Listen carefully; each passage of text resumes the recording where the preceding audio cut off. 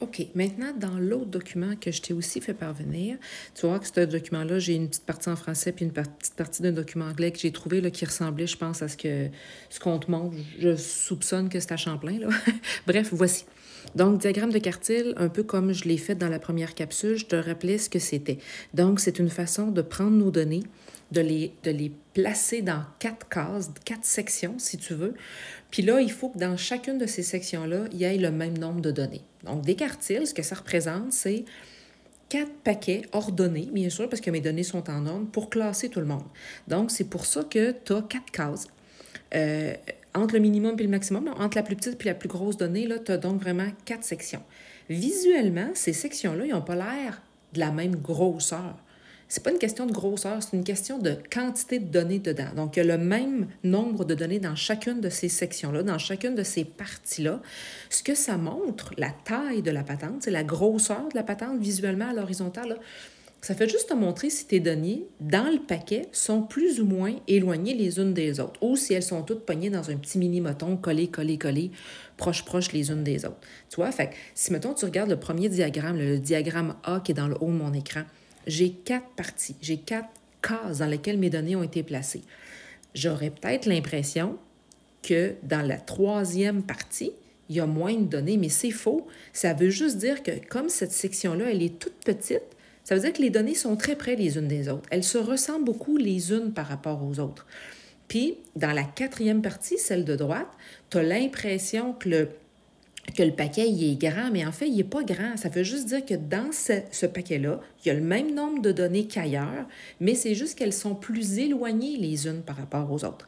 Donc, ces 4 parties-là représentent toutes tes données, donc représentent 100% de tes données.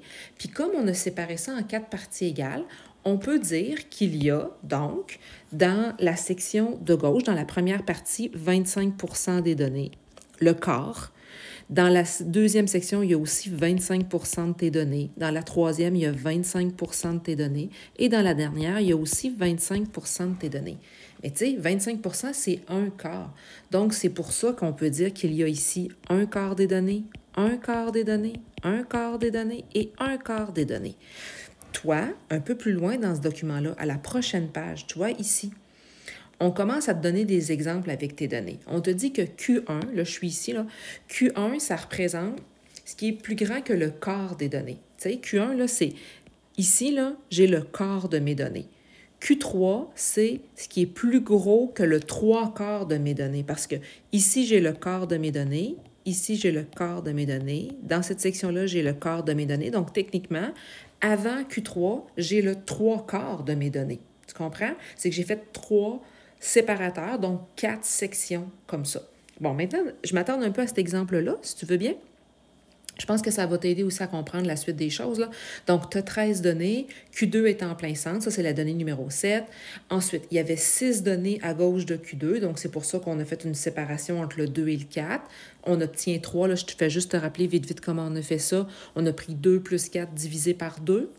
Fait que 2 plus 4 divisé par 2, c'est ce qui fait 3. C'est la valeur de mon Q3.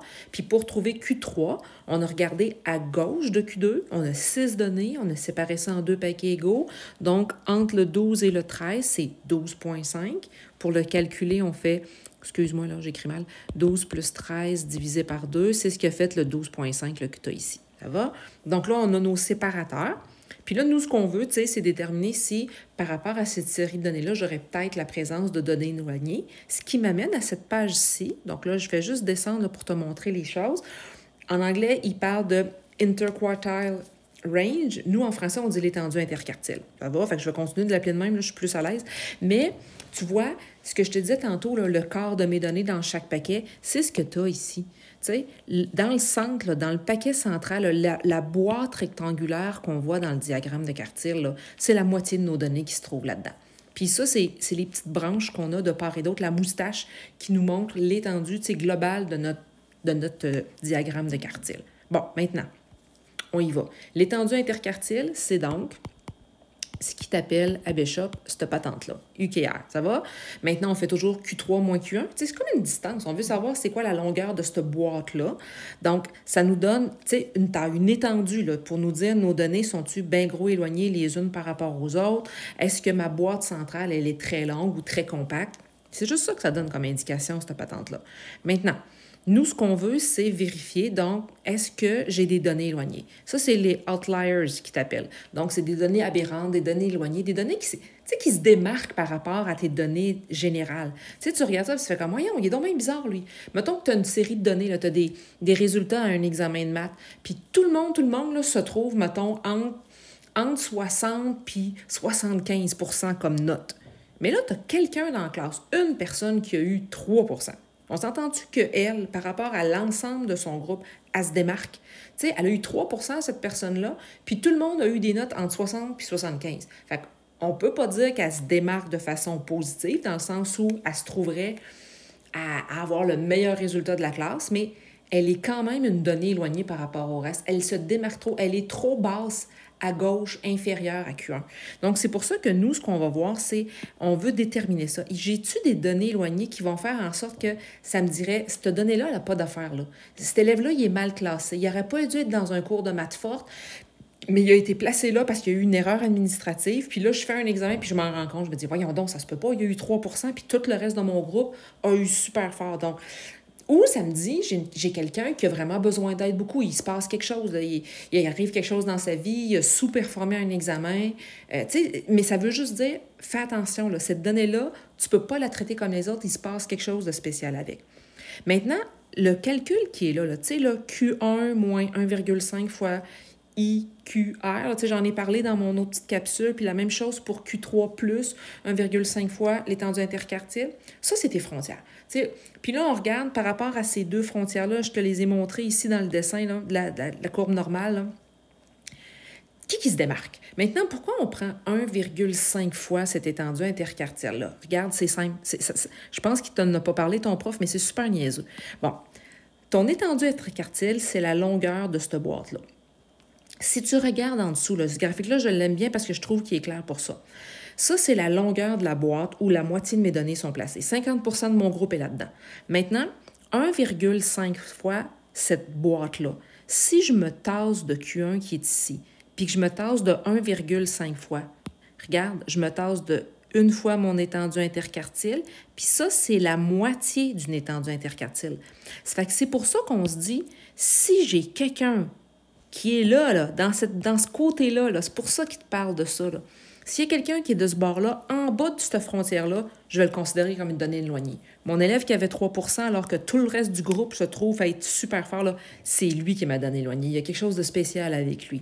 Même affaire de l'autre côté. Si tu regardes, je pars de Q3, là. Tu sais, Q3 est ici, là.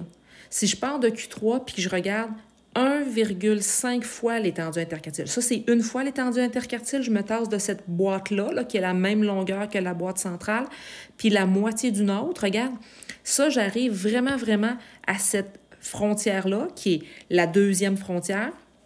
Puis si j'ai quelqu'un qui est ici, là, de ce bord-là, là, c'est une donnée éloignée. C'est ça, un outlier. Il se démarque.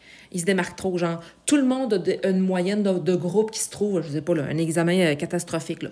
Tout le monde se trouve entre une note de 40 puis 50 mais j'ai une personne dans la classe qui a eu 100 Elle se démarque, là. Il y a quelque chose de bizarre. Là. C'est le seul de la gang, c'est le seul élève que j'ai qui a eu 100 Tout le reste de mon groupe a poché entre 40 et 50. Fait que je vais m'intéresser aussi à lui en me disant, voyons, pourquoi lui se démarque autant des autres? Il est-tu mal classé? Il est-tu dans un groupe super faible qui aurait dû être placé en maths forte? Tu sais, ça pourrait arriver, ce genre d'affaires-là. Bon, à l'autre page, enfin, aux deux autres pages, tu as des exemples numériques. Tu me demandais d'avoir des exemples numériques, là, je t'en ai trouvé sur Internet. Donc, ici, on a placé 13 données, elles sont en ordre. On a spoté Q2, Q1, Q3, là, tu sais, comme on fait d'habitude. Je t'ai juste réécrit le petit calcul ici. Mon étendue interquartile, c'est le IQR là, qui appelle. Donc, on fait Q3 moins Q1. Donc, ça me dit la moitié de mes données, là, ce paquet-là, ce paquet-là se trouve sur une distance de 9,5. Fait que là, je vais aller voir ma frontière qui est à gauche puis ma frontière qui est à droite. Donc, ma frontière qui est à gauche, je vérifie Q1 moins 1,5 fois mon étendue interquartile. Si je fais ce petit calcul-là, je fais 3 qui est mon Q1, moins 1,5 fois 9,5 qui était mon étendue interquartile que j'ai mis dans ma formule. Je fais ce petit calcul-là, j'obtiens moins 11,25. Maintenant, je regarde dans ma liste de chiffres. Le plus petit chiffre que j'ai, c'est 0. 0, c'est pas plus petit que moins 1,25. Fait que c'est pour ça qu'on dit ici, il n'y en a pas de données éloignées. Dans cette section-là, j'ai aucune donnée éloignée dans la partie inférieure. Ça te va? Si je continue avec le même exemple, mais je regarde du côté supérieur, bon là, du côté supérieur, il faut vérifier par rapport à Q3. Donc là, si je fais le même petit calcul, mais maintenant avec cette formule-là, Q3 plus 1,5 fois mon étendue interquartile, je reprends mon calcul. Ça, c'est mon Q3. Le 12,5 plus 1,5 fois mon étendue interquartile, qui est le 9,5 de tantôt, j'obtiens 26,75. Maintenant, si tu regardes dans la liste des données qu'on a en l'air, dans ces données-là, j'en ai un qui est considéré comme une donnée éloignée parce que 39 que j'ai ici, là, il est bien trop gros par rapport au 26,75 qui est ma limite à ne pas dépasser. Donc, lui, il est considéré comme une donnée éloignée. Ça te va-tu? Puis là, tu pourras lire le reste de ce que tu vois après. Je pense que ça va t'aider. S'il y a quoi que ce soit, n'hésite pas.